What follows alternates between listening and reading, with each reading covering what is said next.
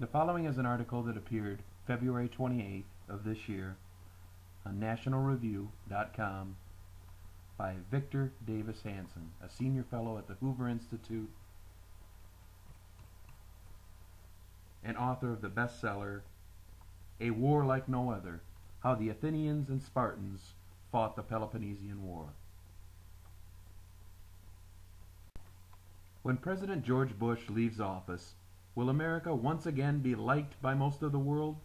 Not necessarily, since most current problems are either getting better or not our fault. When the next president takes office in January 2009, he or she will be confronted by a world that either understandably appreciates America or for self-interested reasons will challenge it.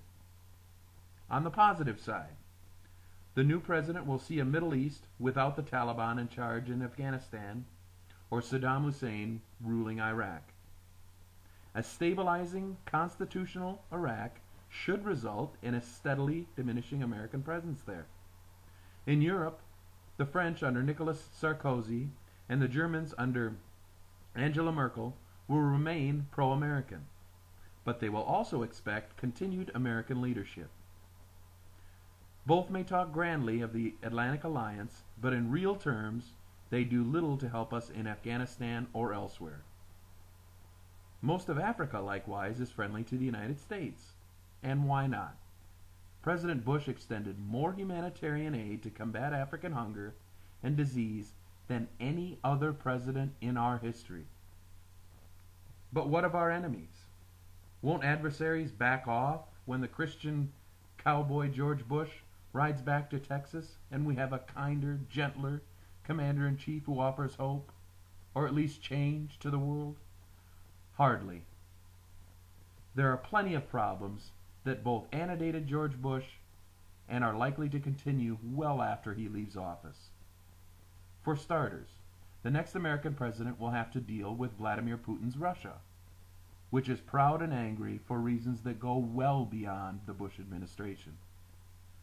Russia is flush with petrodollars, still smarting over lost empire, and tired of lectures about human rights from impotent European states.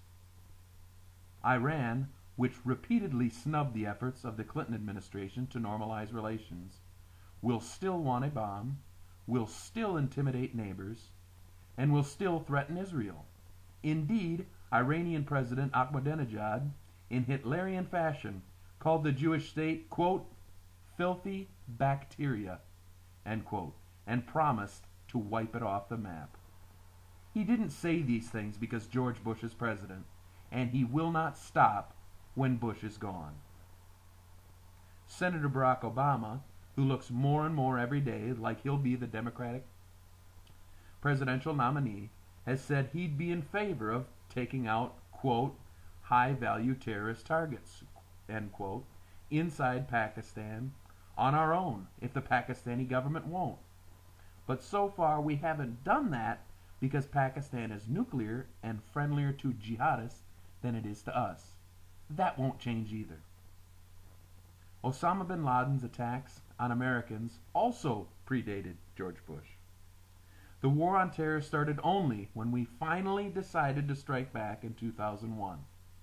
And it will end only when we destroy the jihadists and alter the conditions that created them, or give in and return to the earlier policy of inaction. Long-term global challenges are bipartisan concerns, neither caused by conservative Republicans nor solved by easy answers from liberal Democrats. Should we guarantee the new independence of Muslim-dominated Kosovo if Christian Serbia and its Russian patrons seek to get it back by force? If so, consider the chance of another bloody war inside Europe and no appreciation for our help in Kosovo from the Muslim world. Should we press China to clean up its trade practices and grant basic human rights to its own citizens? If so, be ready to see hundreds of billions of dollars in Chinese-held U.S. government bonds sold off. Should we extend formal diplomatic recognition to Iran and begin talks? If so, be prepared that, with even less worry, Tehran will accelerate efforts to get the bomb. It is a cop-out to say George Bush caused all these problems. They loom large mostly for two reasons. One, the United States promotes global democratic capitalism, and our military ensures international free commerce in the air and on the seas.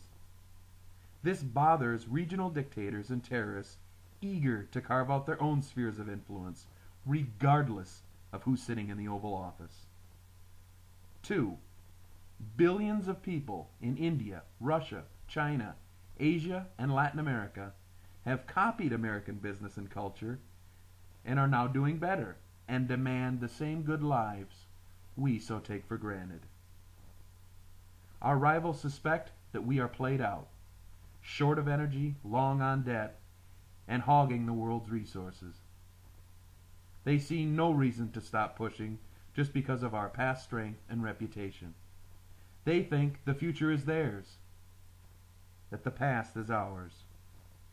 And so all over the globe, they will surely challenge the next president, however nice, to prove them wrong.